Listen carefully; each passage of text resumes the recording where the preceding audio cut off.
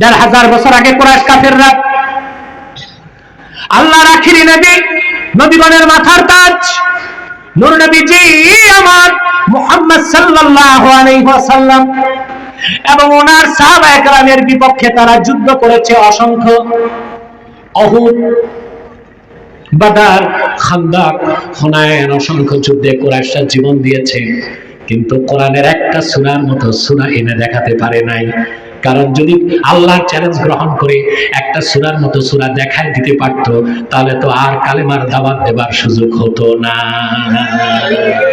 এবার চিন্তা করুন, ১৫০০ বছর আগে আরবের কুরাইশরা যেখানে আল্লাহর চ্যালেঞ্জ গ্রহণ করতে পারে না, ১৫০০ বছর পর তো প্রশ্নই আসে না কিয়ামত তো কার পক্ষে আমার আল্লাহর চ্যালেঞ্জ মোকাবেলা করা সম্ভব হবে না। সেজন্য কোরআনের শুরুতে আল্লাহ বলে দিয়েছেন, আলিফ লাম মিম যালিকাল কিতাবু লা রাইবা ফীহি, এই কিতাবে কোনো সন্দেহ নাই। আমার ভাইরা, পূর্বে নবীগণ আল্লাহর পক্ষ থেকে মুজিজা পেতেন। কি পেতেন? সহিহ আল বুখারী ২য় খণ্ড কিতাবু ফাযাইলিল কোরআনের মধ্যে এসেছে, হযরত আবু হুরায়রা রাদিয়াল্লাহু তাআলা আনহু বর্ণনা করেছেন, আল্লাহর হাবিব ইরশাদ করেছেন, আল্লাহর পক্ষ থেকে যত নবী পূর্বে এসেছেন আল্লাহর পক্ষ থেকে তারা মুজিজা পেতেন, যা দেখে মানুষ মুসলমান হতো। আল্লাহর হাবিব বলেন, কিন্তু আমি মুহাম্মদ সাল্লাল্লাহু আলাইহি ওয়াসাল্লামকে আল্লাহ তাআলা সবচেয়ে বড় মুজিজা দিয়েছেন 30 পারা কোরআন। সুবহানাল্লাহ। ফাআরজু আন আকুনা আকসারাহুম তাবিআন ইয়াউমাল কিয়ামাহ, আমি আশা করি কোরআন আমার মুজিজা হবার কারণে কাল কিয়ামতের দিন আমার উম্মতের সংখ্যা সবচেয়ে বেশি হয়ে যাবে। সুবহানাল্লাহ। চিন্তা করছেন, পূর্বের নবী মুসা আলাইহিস সালাম, তার মুজিজা ছিল লাঠি। কি ছিল? লাঠি। মুসাকে আল্লাহ 9টা মুজিজা দিয়েছিলেন, 30 আয়াত। কয়টা মুজিজা? একটা মুজিজা মুসা নবীর আছে? কথা বলে। মুসার দাবি অনুসারী দাবিদার ইহুদিরা যদি ওদের কাছে মুসার লাঠিটা থাকতো, তা হামাসকে মারতে তার বোমা বানাইতো না, লাঠি দিয়ে কাম সারতো। কথা বলেন। মুসা নবীর লাঠি এটা যেন তেন লাঠি না, বাঁশের লাঠি, বেতের লাঠি না। কেমন লাঠি? আল্লাহ মুসাকে ডাক দিয়ে বললেন, ওয়ামা তিলকা বিয়ামিনিকা ইয়া মুসা ক্বালা হিয়া আসাই। কি সমস্যা? আপনার ফোনে কথা বলেন কেন? ওয়াজ চলতেছে। আল্লাহ মুসা নবীকে ডেকে বললেন, মুসা তোমার ডান হাতে ওইটা কি? তিনি বললেন, আল্লাহ এটা আমার লাঠি। আল্লাহর সাথে কথা বলতে মজা লাগতেছিল, কথা লম্বা করতেছেন, লাঠি দিয়ে এইটা করি, এইটা করি, এইটা করি।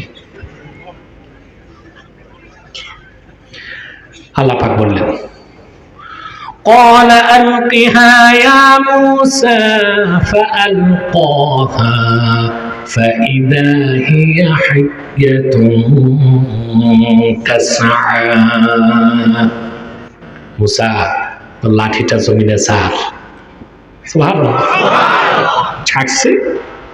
আল্লাহ বলেন, হাইয়াতুন তাসা, লাঠি ছাড়তেই এটা দ্রুত ধাবমানসী সাপ হয়ে দৌড়াতে লাগছে। মুসা নবী নিজে ভয় পেয়েছেন, এইটা কি? এক পাও আগান তো 2 পাও পিছাও।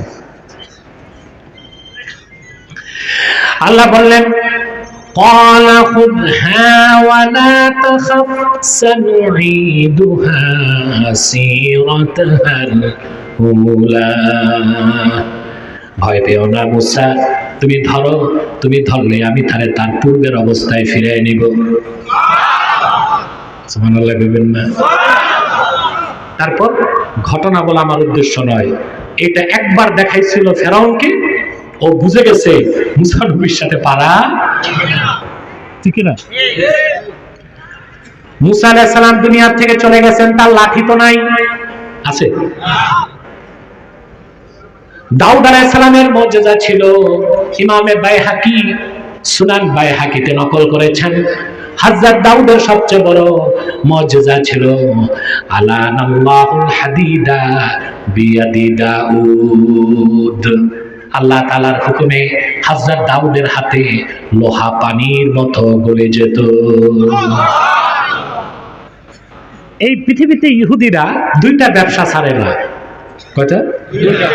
এক স্বর্ণের ব্যবসা, আর দুই লোহার ব্যবসা। কয়টা ব্যবসা? স্বর্ণের ব্যবসা। ওদের ওদের একমাত্র কাজ হচ্ছে স্বর্ণ চুরি করা। কি করা? স্বর্ণ জমায়। দুই লোহার ব্যবসা। এটা শিখছে ওরা হযরত দাউদ থেকে। কার থেকে? ইহুদিদের 3000 বছরের ইতিহাসে ওদের কোন রাষ্ট্র 80 বছরের বেশি টিকে নাই। একজন একটা টিকছে, তাকে তারা বাইবেলে তার নাম কে ডি, অর্থাৎ কিং ডেভিড। দাউদ আলাইহিস সালাম করা ডেভিড বলে। ওনার রাজত্ব শত শত বছর লম্বা হয়েছে। লোহার ব্যবহারটা ওরা এখনো ছাড়ে নাই। আপনারা জানেন ইউরোপের সবচেয়ে বড় লোহার কারখানা হচ্ছে ইউক্রেনে। কোথায়? ইউক্রেন। এই জন্য ইহুদিদের এই যে বলদমির জেলনস্কি দেখছেন, বলদের মতই দেখা যায়, সেই ইহুদি। ন্যাটো এবং আমেরিকা এবং ইসরায়েল চেয়েছিল ইউরোপে একটা ইহুদি রাষ্ট্র করতে, ওটা হচ্ছে ইউক্রেন। কিন্তু আল্লাহ তাআলা ওই জঙ্গলি ইউরোপের কুকুরগুলোকে শায়েস্তা করতে পুতিনের মতো মুগুরকে দাঁড় করায় দিয়েছেন। পুতিন তো আরো সুযোগ পাইছে ইসরায়েল আর ফিলিস্তিন যুদ্ধে।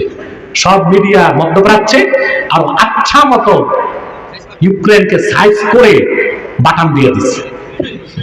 ঠিক কিনা? এখন আশা করা যায় ইসরায়েলের মতো অবৈধ রাষ্ট্র ইউক্রেনও হতো, আর সম্ভাবনা। সারা ইউরোপে লোহা রপ্তানি করে ইউক্রেন। এই লোহাটা ইহুদিরা ধরে রেখেছে। এটা শিখছে ওরা দাউদ আলাইহিস সালাম থেকে। আলানাল্লাহুল হাদিদা বিয়াদি দাউদা। দাউদ নবীর হাতে আল্লাহ লোহাকে গালায় দিতেন। তিনি লোহার টুকরা ধরতেন, বিসমিল্লাহ বলে চাপ দিতেন, পানির মতো গলে যেত। তিনি বাদশা ছিলেন, যুদ্ধের জন্য তিনি নিজ হাতে এভাবে চেপে চেপে, আমরা মাটি দিয়া যেভাবে পুতুল বানাই, উনি তরবারি ঢাল এগুলো বানাই ফেলতেন। এখন ইহুদিরা এটা পারবে? এখন লোহা গালাইতে লাগে 3200 ডিগ্রি সেলসিয়াস তাপ। কত? 3200 ডিগ্রি। অক্সিজেন এবং অ্যাসিটিলিন দুইটা গ্যাস এক করে যখন ছাড়ে, এটার নাম অক্সি অ্যাসিটিলিন। এটার তাপমাত্রা 3200 ডিগ্রি সেলসিয়াস। এই তাপে আপনি লোহাকে পনিরের মতো কাটতে পারবেন, কিন্তু দাউদ আলাইহিস সালাম হাতে চাপ দিলে লোহা পানির মতো গলে যেত। ঈসা আলাইহিস সালামের দাউদ আলাইহিস সালাম নাই, তার মুজিজাও ঈসা নবীর মুজিজা ছিল। তিনি আল্লাহর নাম নিয়ে ফু দিতেন, মাটি দিয়া বানানো পাখি আল্লাহর নাম পড়ে ফু দিলে জীবন্ত হয়ে আকাশে উঠত। অন্ধ মানুষের চোখে হাত রাখলে দৃষ্টি পেয়ে যেত। যার মাথায় টাক, তার মাথায় হাত দিলে চুল হয়ে যেত। সুবহানাল্লাহ কইবেন না? ঈসা নবী দুনিয়ার থেকে আকাশে উঠেছেন। কোথায় আছে? চৌথা আকাশ। কারো মতে দ্বিতীয় আকাশে, সবার মতে আকাশের উপর আছেন। ঠিক না? ইহুদিরা ঈসাকে মারতে পারছে? মারতে গেছে, আল্লাহ আসলে ঈসাকে আকাশে উঠাইছেন। আর দেখতে ঈসার মতো একটারে মেরে ইহুদিরা কয় ঈসা শেষ। আল্লাহ কয় না, যেটা মারছো এটা ঈসা না, এটা মিসা। এটা কি? আফসোস, মূর্খ খ্রিস্টানরা আছে মিসানিয়া, মুসলমান আছে ঈসানিয়া। খ্রিস্টানদের বিশ্বাস, এটা বাইবেলে আছে, দ্য থিওরি অফ ক্রুসিফিকেশন। বুঝলেন? অর্থাৎ ওদের বিশ্বাস যে জিউসরা ঈসাকে ক্রুশবিদ্ধ করে হত্যা করছে। ওরা ওই ইহুদিদের শিখানো মিথ্যা নিয়ে আছে। আর আল্লাহ কোরআনে বলছেন যে না, ঈসারে হত্যা করা সম্ভব হয় নাই, সুলভবিদ্ধ করা হয় নাই, কতল করা হয় নাই, আল্লাহ তাকে আকাশে উঠায় নিছে। আমরা, ওরা আছে কি নিয়া? আমরা আছি কোন অর্থে? কিয়ামতের আগে দাজ্জালকে হত্যা করার জন্য মরিয়ম পুত্র ঈসা আকাশ থেকে নামবেন, তবে নবী হিসেবে নয়, আমাদের মতো উম্মত হিসেবে। সুবহানাল্লাহ। ঈসা আকাশে গেছে, খ্রিস্টানদের কাছে আসেনি মুজিজা? কথা কথা কবরে যাইয়া একটা মরা জিন্দা করতে পারবে? পারবে না।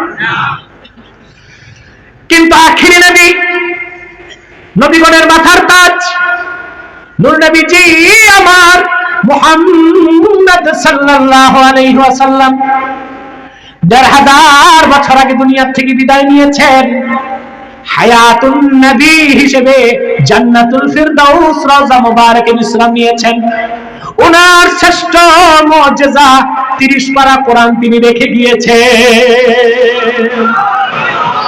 ১৫০০ বছর আগ থেকে আজ পর্যন্ত সেই কোরআনের মুজিজা দেখে লাখো লাখো মানুষ কালেমার পতাকা তলে আশ্রয় নিচ্ছে, কিয়ামত পর্যন্ত নিতে থাকবে।